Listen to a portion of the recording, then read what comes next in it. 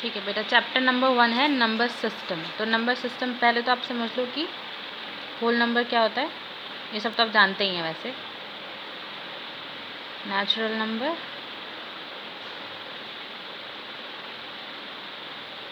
Integers और fraction. कई बार बता चुकी हूँ लेकिन फिर से बता रही हूँ, कोई डाउट मत रखना इसमें। होल नंबर जो 0 से स्टार्ट होते हैं, 0 1 2 3 लास्ट तक, ठीक है। नेचुरल नंबर्स जो 1 से स्टार्ट होते हैं, 1 2 3 लास्ट तक। इंटीजर्स तो आप जानते ही हैं, नंबर लाइन होती है 0 से इधर और 0 से इधर। इधर जो नंबर्स हैं वो पॉजिटिव इंटीजर्स होते हैं और जो इधर की साइड होते हैं वो नेगेटिव इंटीजर्स होते हैं। तो यहाँ पे क्या आएगा, 1 2 3 4 5 लास्ट तक, और इसके पीछे से -1 -2 -3 -4 और पीछे पूरा चलता जाएगा। फ्रैक्शंस क्या होते हैं, जो आप अपॉन की फॉर्म में, यानी कि एक न्यूमरेटर और दूसरा डिनोमिनेटर होता है। तो जैसे अगर मैं लिखूँ 1/2, तो ये एक फ्रैक्शन है, यानी कि होल नंबर नहीं है, उसका सिर्फ एक पार्ट है छोटा। तो इसको हम P/Q की फॉर्म में एक्सप्रेस करते हैं, जहाँ पे Q is not equal to 0। इसका मतलब क्या हुआ कि डिनोमिनेटर जो है, जो नीचे वाला नंबर है, वो कभी भी 0 नहीं हो सकता। ऊपर वाला हो सकता है 0, लेकिन नीचे वाला 0 नहीं हो सकता। इसके अलावा ये भी आप जानते हैं कि अगर मैंने कोई नंबर लिख दिया जैसे कि 2, तो इसके नीचे कुछ भी नहीं है, ये खुद अकेला न्यूमरेटर है, नीचे डिनोमिनेटर में कुछ भी नहीं है। जब कुछ भी नहीं होता तो क्या मान लेते हैं, 1, तो 2/1। तो इसको भी आप फ्रैक्शन की फॉर्म में एक्सप्रेस कर सकते हैं। तो अगर मैं पूछूं कि 2 फ्रैक्शन की फॉर्म में एक्सप्रेस हो जाएगा या नहीं, तो हो जाएगा। कैसे, 2/1। ऐसे ही 5 हो जाएगा, 5/1। और अगर -6 हो तो वो भी हो जाएगा -6/1, ठीक है। तो होल नंबर हो गया, इंटीजर, नेचुरल नंबर, ये सब हो गया। अब देखो, आपके चैप्टर में, रियल नंबर वाले चैप्टर में जिस चीज़ पे आपको ध्यान देना है वो है रैशनल नंबर्स और इर्रेशनल नंबर्स। तो इन दोनों नंबर्स के बीच का डिफरेंस क्या होता है। रियल नंबर क्या होता है, एक चीज़ सीधी तरह समझ लो कि जो, जैसे मान लो ये आपकी नंबर लाइन है, ठीक, ये 0 है, तो 0 से इधर पॉजिटिव इंटीजर्स होंगे और 0 से इधर नेगेटिव इंटीजर्स होंगे। तो रियल नंबर क्या होता है, इन दोनों का कॉम्बिनेशन, यानी कि सारे के सारे ये नंबर्स मिला के क्या कहलाएंगे, रियल नंबर्स। और इसमें क्या आ जाता है, दोनों में रैशनल नंबर्स भी और इर्रेशनल नंबर्स भी। देखो, आप समझेंगे कि रैशनल नंबर्स और इर्रेशनल नंबर्स में क्या डिफरेंस होता है। तो ध्यान से समझना, अगर ये समझ नहीं आया तो चैप्टर समझ नहीं आएगा, आगे की एक्सरसाइज भी समझ नहीं आएगी। रेशनल नंबर्स वो नंबर्स होते हैं जिन्हें आप P/Q की फॉर्म में एक्सप्रेस तो कर सकते हैं, लेकिन एक बात का ध्यान रखना है कि Q कभी भी 0 नहीं हो सकता। मतलब कि ये कैसे होते हैं, ये फ्रैक्शन की फॉर्म में एक्सप्रेस हो सकते हैं, यानी कि P/Q की फॉर्म में एक्सप्रेस हो जाएगा, लेकिन Q 0 नहीं होगा। तो फॉर एग्जाम्पल, अगर मैं कहूँ कि 5 है, तो 5 के डिनोमिनेटर में कुछ नहीं है तो 1 मान लिया, तो इसको तो मैंने P/Q की फॉर्म में एक्सप्रेस कर दिया कि ये 5 जो है ये P हो गया और ये जो Q है ये 1 हो गया। तो ये तो सही है, लेकिन इसके साथ मुझे क्या ध्यान रखना है कि Q, यानी कि जो नीचे वाला जो नंबर है, यानी कि जो डिनोमिनेटर है, वो कभी भी 0 नहीं हो सकता। तो अगर मान लो कहीं पे लिखा है 5/0, तो यहाँ पे Q क्या हो गया, 0 हो गया। तो अब ये जो नंबर है ये रेशनल नंबर नहीं होगा, ठीक है।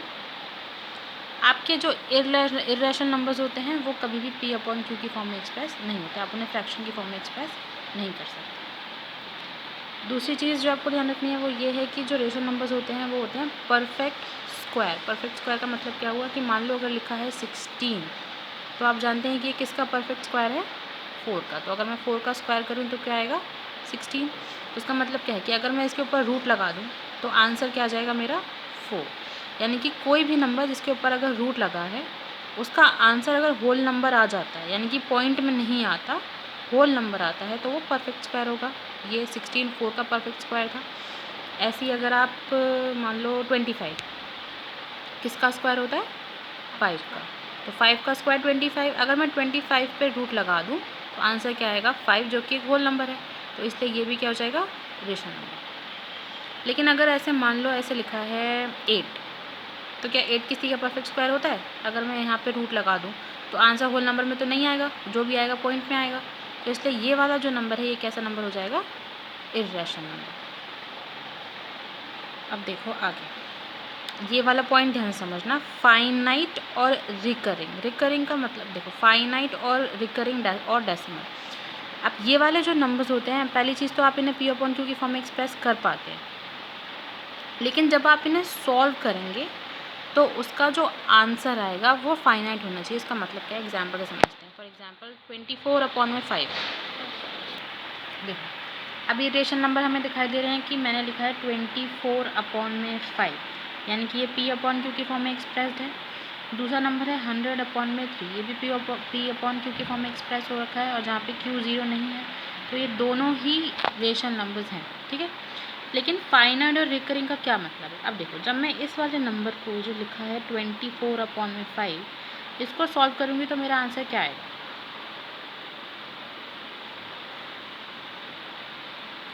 कितनी बार बचाएगा? 5 4 ज़ा 20, ठीक है। 4 उतार लिया, अब तो जाएगा नहीं, तो पॉइंट लगा के क्या करेंगे? 0 बढ़ा लेंगे, अब तो कट जाएगा। 5 8 ज़ा 40, पूरा सॉल्व हो गया। तो अगर मैं 24/5 को सॉल्व करूँ तो आंसर क्या आ रहा है मेरा? 4.8, यानी कि इससे ज़्यादा कुछ और नहीं आ रहा, ये पूरी तरीके से सॉल्व हो गया, डिनोमिनेटर 0 आ गया। तो अब ये जो आंसर आया ये यहीं पे ख़त्म हो गया, इसके आगे कुछ नहीं बढ़ा। तो ये फाइनाइट होगा, यानी कि एक लिमिट सेट हो गई, इसके आगे इससे ज़्यादा नहीं बढ़ेगा। ये सॉल्व हो गया, आंसर इसका क्या आ गया? 4.8। तो अब ये जो नंबर है जो सॉल्व करने पर जिसका आंसर फाइनाइट है, यानी कि सॉल्व हो रहा है, डिनोमिनेटर 0 आ गया मेरा, तो वो कहलाएगा फाइनाइट, और ये एक रेशनल नंबर है। समझ आया? अब रिकरिंग का मतलब क्या होता है?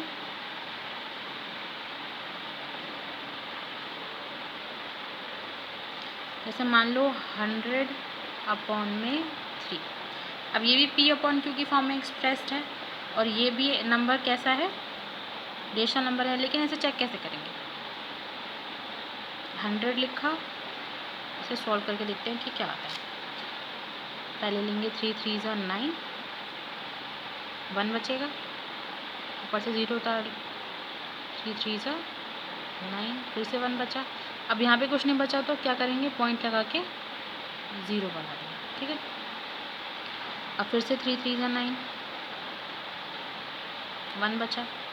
अब फिर से पॉइंट लगा हुआ है ऑलरेडी, फिर से एक 0 बढ़ा लिया, तो 3 3 ज़ा 9। अब ये चलता जाएगा चलता जाएगा चलता जाएगा, कभी नहीं रुकेगा। मैं इसको 33 पॉइंट, इसका जो आंसर निकल रहा है 100/3 का, वो निकल रहा है 33.3333। अगर मैं इसे सॉल्व करते जाऊँ तो ये हमेशा सॉल्व होता जाएगा, कभी भी रुकेगा नहीं। तो ये कैसे हो रहा है? रीकरिंग, रीअकर का मतलब क्या है कि दोबारा दोबारा दोबारा दोबारा एक ही चीज़ आती जा रही है, लेकिन डिनोमिनेटर 0 नहीं हो रहा। पहले वाले केस में क्या था कि डिनोमिनेटर 0 हो गया था सॉल्व करने के बाद, तो वो फाइनाइट हो गया। लेकिन रिकरिंग का मतलब क्या है? डिनोमिनेटर 0 तो नहीं हो रहा, लेकिन जो सेम हमारा 3 आ रहा था पॉइंट लगाने के बाद, वो 3 कंटिन्यूसली रिपीट होता जाएगा, रिपीट होता जाएगा, रिपीट होता जाएगा, नहीं रुकेगा। तो जब ऐसा होता है तो क्या करते हैं? 33.3, अब देखो पॉइंट के बाद 3 रिपीट हो रहा है कंटिन्यूसली, 3 आता जा रहा है आता जा रहा है आता जा रहा है, तो जो नंबर रिपीट हो रहा है पॉइंट के बाद उसके ऊपर एक डैश लगा देंगे, इसको बोलते हैं बार, ठीक है। अब इसका मतलब ये होता है कि ये जो 3 लिखा है ये कंटिन्यूसली रिपीट होता जा रहा है, रिपीट होता जा रहा है। तो मतलब अगर किसी भी नंबर के ऊपर ऐसे बार लगा हुआ है तो वो कैसा नंबर है? रिकरिंग नंबर है। समझ आया? जब उसका जो फ्रैक्शन वाला फॉर्म था, जब हमने उसे सॉल्व किया तो आंसर कैसा आ रहा है? जो रिकरिंग है। पहला वाला क्या था? फाइनाइट था, ख़त्म हो गया था। दूसरा वाला कैसा है? रिकरिंग। तो अब ये पी अपॉन क्यू की फॉर्म में एक्सप्रेस तो फाइनाइट वाला भी था, रिकरिंग वाला भी था, दोनों ही पी अपॉन क्यू की फॉर्म में एक्सप्रेस हो रहे थे।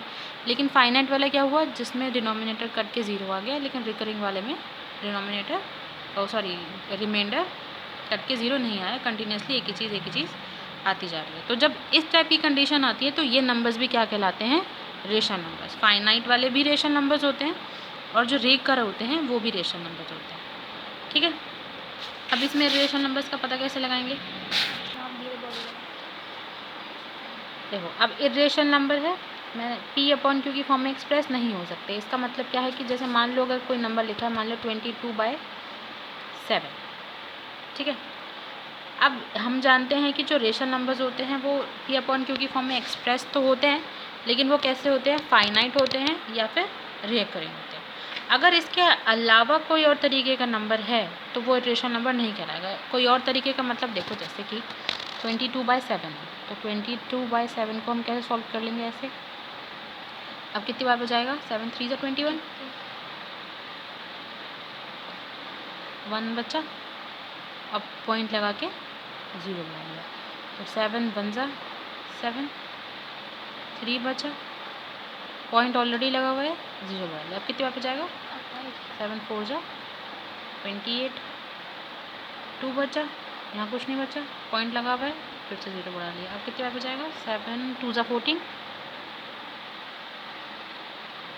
बच गया क्या, 6, यहाँ कुछ नहीं बचा, पॉइंट लगा हुआ है, फिर से 0 बढ़ा लिया। अब कितनी बार बजाएगा, 7 8 56,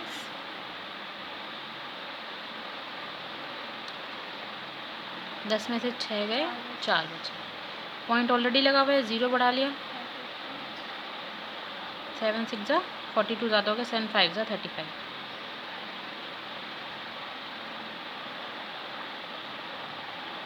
अब देखो ये नंबर मैंने यहाँ तक सॉल्व कर लिया, लेकिन ना तो ये रिपीट हो रहा है जैसे कि ये 3 रिपीट हो रहा था यहाँ पे, और ना ही ये कट रहा है जैसे कि ये पूरा का पूरा सॉल्व हो गया था।